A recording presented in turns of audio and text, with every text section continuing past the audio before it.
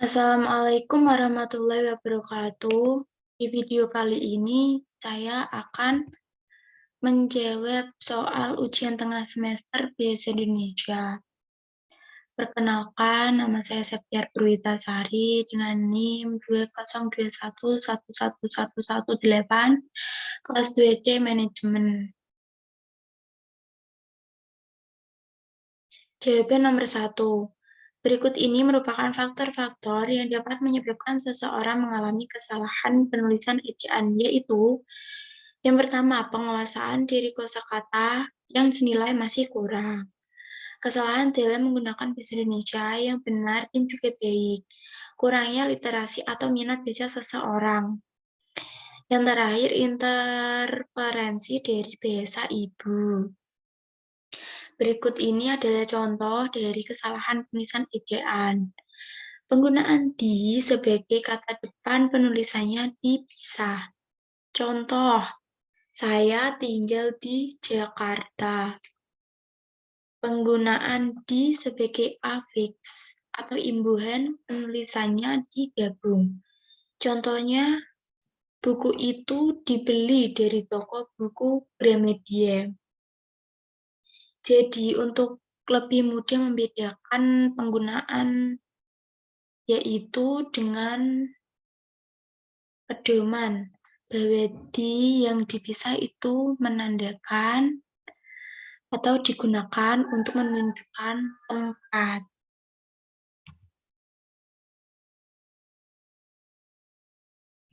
Oke, selanjutnya tidaknya itu.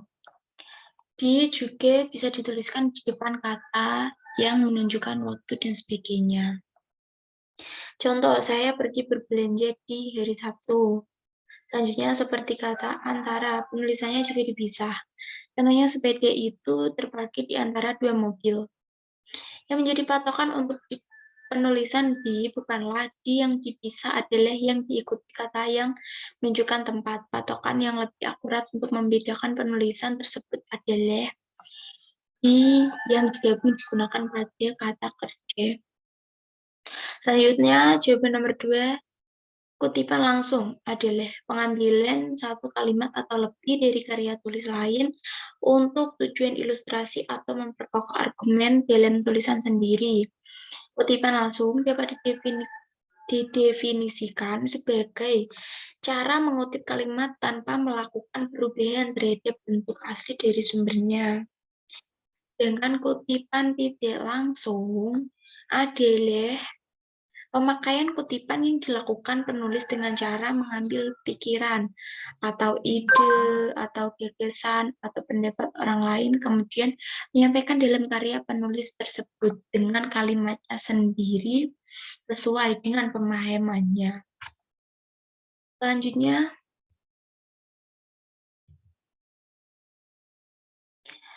langkah-langkah yang membedakan kutipan langsung dan kutipan tidak langsung. Nah, yang pertama ini adalah langkah kutipan langsung. Yang pertama, yaitu kutipan yang tidak melebihi 4 baris. Contohnya, Fathurrahman dalam kurung 2020 halaman 14.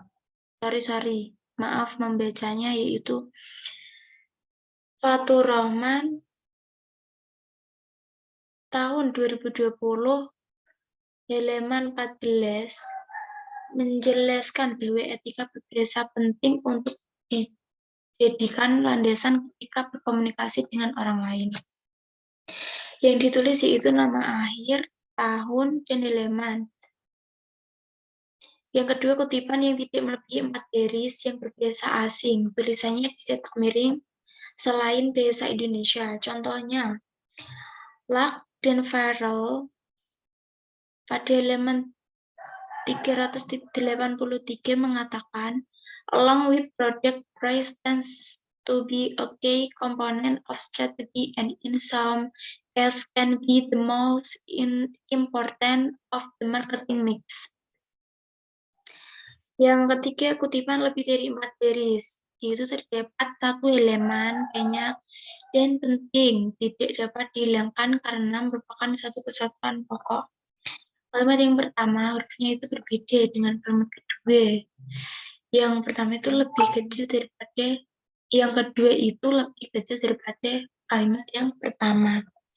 Contohnya, Fatur Rahman pada halaman 10 memaparkan mengenai karakteristik penggunaan bahasa dalam situasi, yakni melihat bahwa pengguna biasa menempatkan dirinya dalam komunikasi dengan orang lain secara santun dan menghormati penutur lain. Kondisi penutur dan mitra tutur dalam berkomunikasi tentunya dipengaruhi oleh topik pembicara itu sendiri, sehingga etika pemilihan bahasa tetap dikedepankan. Selanjutnya, dalam kutipan terdapat kata-kata yang berada di tengah kalimat dibuang. Contoh, skripsi sebagai tugas akhir mahasiswa merupakan karya ilmiah yang dibuat oleh mahasiswa secara ilmiah, baik keaslian maupun proses penelitian yang dilakukan. Diambil dari buku Fatur Rahman tahun 2020 pada halaman 4. Keberadaan titik 3 menandakan ada yang dihilangkan. Ya, kata-katanya, kalimatnya. Selanjutnya yang terakhir, dalam kutipan terdapat kata-kata yang berada di akhir kalimat dibuang. Contohnya, Fatur Rahman tahun 2020 pada halaman 2 mengatakan, etika berkomunikasi tentunya perlu dilandasi dengan sikap saling menghormati satu dengan yang lainnya. Keberadaan titik 4 ini berarti ada yang dihilangkan dan diambil yang penting saja. Kemudian langkah kutipan tidak langsung. Itu ada 4 ya. Yang pertama, nama pengarang disebut terpadu dalam teks dengan mencantumkan nomor halaman. Ditulis nama akhir pengarang, kurung, kemudian tahun terbit dan halaman. Yang kedua, nama pengarang disebut terpadu dalam teks tanpa mencantumkan nomor halaman. Contohnya, Fatur Rahman tahun 2020, halamannya itu dicoret, membahas proses pembelajaran, nilai sikap profesional, dan keterampilan yang diperlukan oleh mahasiswa di masa depan. Contoh ini diringkas lagi, masuk ke intinya, dan nomor halaman itu dihilangkan ya. Selanjutnya,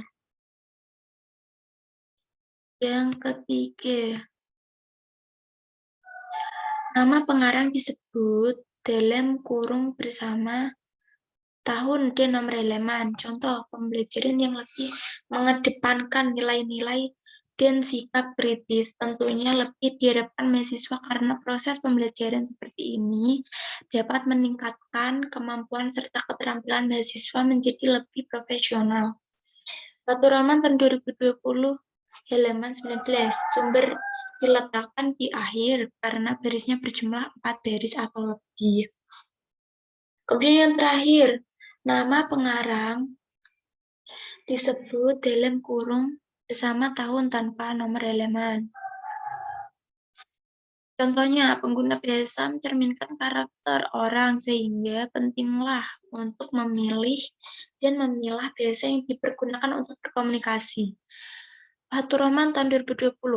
Lebih ringkas lagi, intinya ringkasan itu menyesuaikan dengan khawatir banyaknya baris yang dijadikan pengutipan. Ya, jawaban nomor 3 selanjutnya yaitu perbedaan bibliografi dan bibliografi. Yaitu biografi adalah riwayat hidup seseorang yang ditulis oleh orang lain. Karena biografi disusun oleh orang lain dalam menulis biografi, biasanya penulis biografi mengandalkan berbagai sudut pandang terkait tokoh serta bermacam dokumen pendukung. Dalam biografi dijelaskan secara lengkap tokoh yang ditulis dari lahir hingga meninggal serta disebutkan juga jasa dan karya yang telah diciptakan oleh tokoh yang digambarkan dalam biografi. Yaitu contohnya adalah biografi singkat Cut Nyak Dien. Cut Nyak Dien adalah wanita yang lahir pada tahun 1900 1848 di Kabupaten Aceh Besar. Ia dinobatkan sebagai pahlawan nasional perempuan yang berasal dari Aceh. Pada usia 12 tahun, ia menikah dengan Ibrahim Lamnga. Ia dan suaminya berjuang mengusir Belanda ketika wilayah 6 Mukim diserang. Suaminya gugur di medan perang pada tanggal 29 Juni 1878 karena kematian suaminya itu. Nyadin bertekad untuk mengalahkan Belanda. Ia memimpin pasukan kecil yang melancarkan perlawanan terhadap Belanda di daerah pedalaman Meulaboh. Pasukan Cutnyadin terus bertempur hingga dipukul mundur pada 1901. Cutnyadin ditangkap dan diasingkan di Sumedang sampai nafas terakhirnya. Selanjutnya, sedangkan bibliografi berdasarkan Kamus Besar Bahasa Indonesia adalah daftar buku atau karangan yang merupakan sumber rujukan dari sebuah tulisan atau karangan atau daftar tentang suatu subjek ilmu, dan biasa dikatakan bibliografi adalah daftar pustaka. Bibliografi mencakup deskripsi buku yang meliputi judul, pengarang, tahun terbit, nama penerbit, serta kota terbit. Contohnya, yaitu tadi ya, nama pengarang, tahun terbit, ini dan seterusnya sampai tahun terbit. Selanjutnya, jawaban nomor 4, penggunaan kata jam mengandung arti masa atau jangka waktu dan benda, petunjuk waktu. Contoh penggunaan kata ini sebagai berikut. Benda penunjuk waktu seperti arloji. Chandra selalu memakai jam di tangan kanan. Selanjutnya durasi rentang waktu. Jarak tempuh Jakarta sampai dengan Bandung dengan kereta api sekitar 2 jam. Kemudian penggunaan kata pukul berarti saat atau waktu.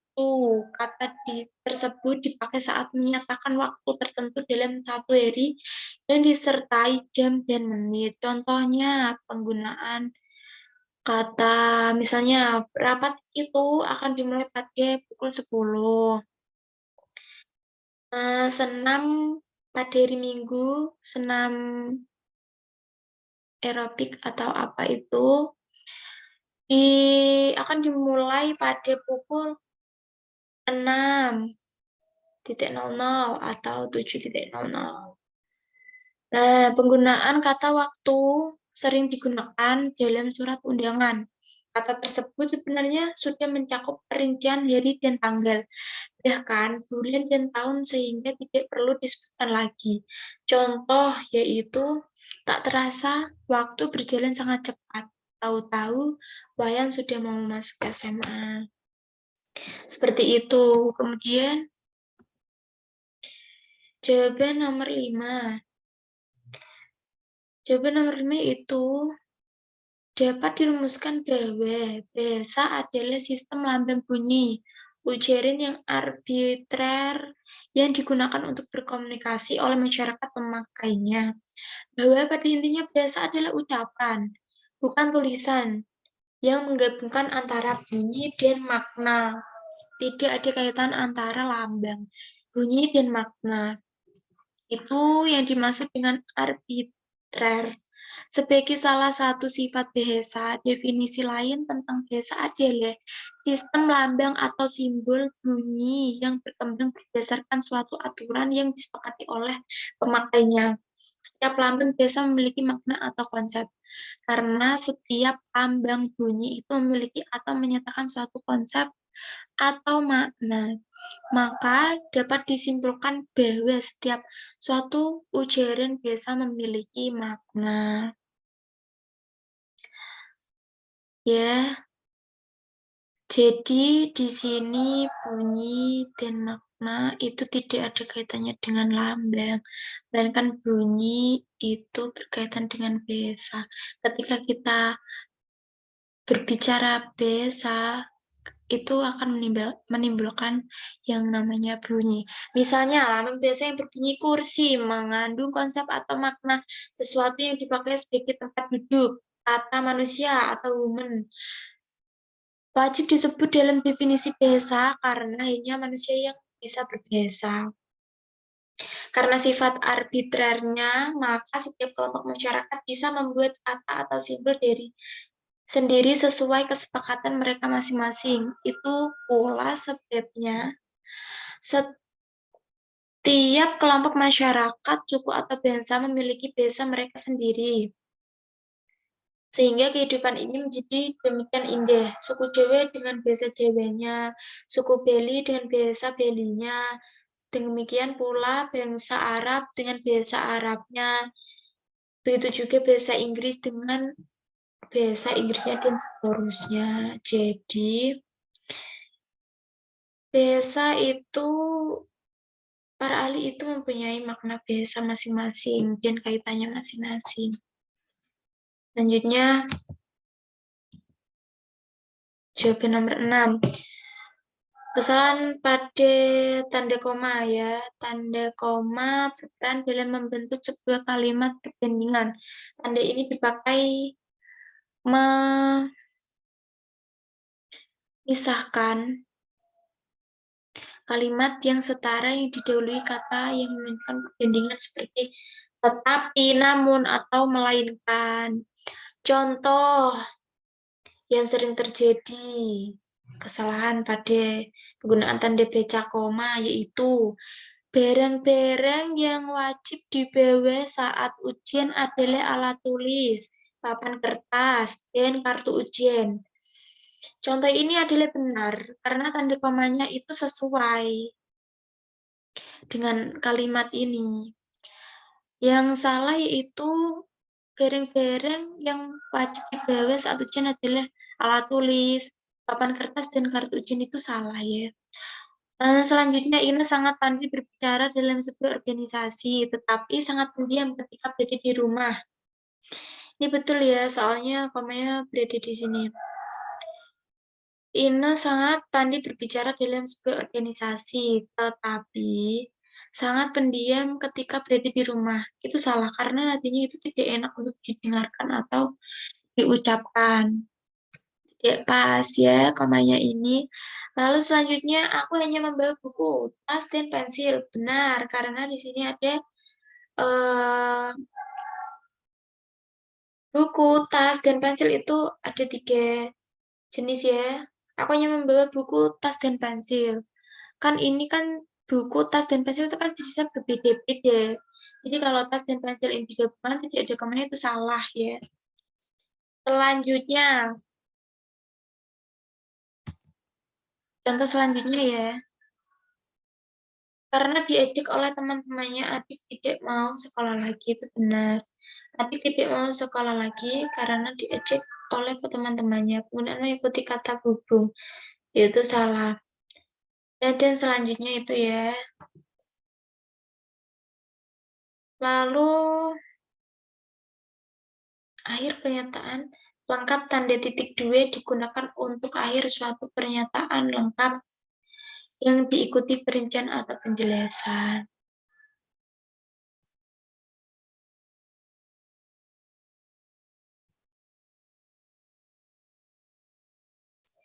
Ya, nomor 7 ini ya jawabannya. Maaf tadi salah. Tanda titik 2. Menurut Kamus Besar Bahasa Indonesia, titik 2 digunakan untuk menandai pemberian dan sebagainya.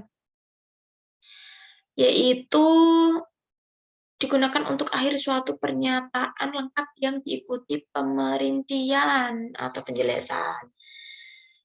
Bahan-bahan yang diperlukan untuk membuat asam manis. Ini contohnya ya. Contohnya, asam manis kerang-kerang. Kerang ini ya. Titik 2, bawang bombay. bawang putih, bawang merah, saus, garam, gula, dan mentega. Contoh yang kedua, hanya ada dua kemungkinan dalam suatu perlombaan, menang atau kalah. Titik dua, menang atau kalah, gitu. Tanda titik dua tidak digunakan sesudah kata atau ungkapan yang memerlukan pemberian. Contohnya, ketua, titik dua, Hendrianto, sekretaris Julian Ningsih, Dere Minarti. Nah, titik dua ini harus bergandengan dengan kata pertama ya, ketua, titik dua, lagi spasi. Kalau ketua, spasi, titik dua itu salah. Dan seterusnya.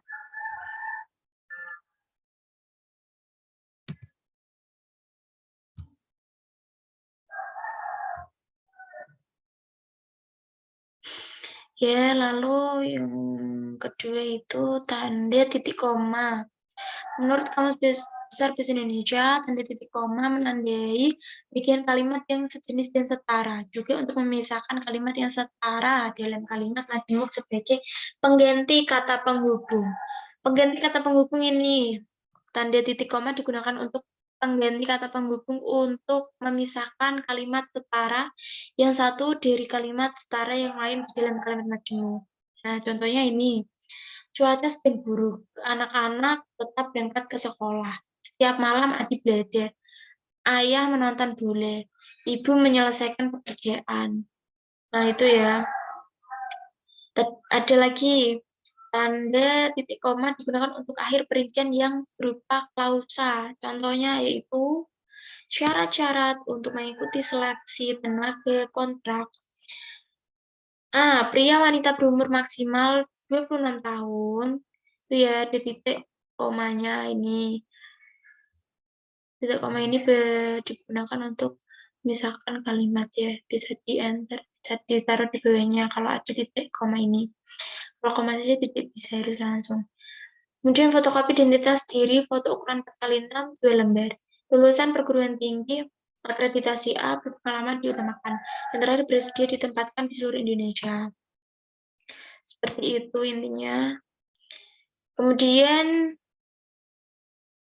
jawaban nomor 8, yaitu ada beberapa penyebab dari seorang masih salah atau kurang tepat dalam penggunaan huruf miring. Penyebabnya itu yang pertama, kurang pemahaman, kesalahan penulisan pada surat kabar, kesalahan penulisan di tempat umum, kesalahan penulisan pada artikel atau skripsi, contohnya kesalahan penulisan judul, kesalahan penulisan judul buku, majalah, artikel, puisi, dan sebagainya. Contohnya adalah analisis stilistika dalam kumpulan puisi buku latihan tidur karya Joko Pinurbo. Pada contoh di atas terdapat kesalahan itu judul buku puisi tidak dicetak miring. Aturan kaidah dalam bahasa Indonesia mengharuskan judul buku atau puisi tersebut dicetak miring. Oleh karena itu judul yang benar adalah analisis statistik dalam kumpulan puisi buku latihan tidur karya Joko Pinurbo. Ini seharusnya dicetak miring. Mohon maaf saya tadi lupa. Ya intinya kalau ada judul buku di judul kayak seperti ini, itu harus dicetak miring, ya, begitu. Lalu, contoh selanjutnya, seekor anjing ditabrak Honda Astrea dini hari tadi adalah kumpulan cerpen karya Doni Iswara. Pada kalimat di atas terdapat kesalahan, yaitu kesalahan cetak miring yang seharusnya pada judul bukunya, bukan pada penulisnya. Oleh karena itu, kalimat yang benar adalah sebagai berikut. Seekor anjing ditabrak Honda Astrea. Dini hari tadi adalah kumpulan cerpen karya Doni Iswara. Ya.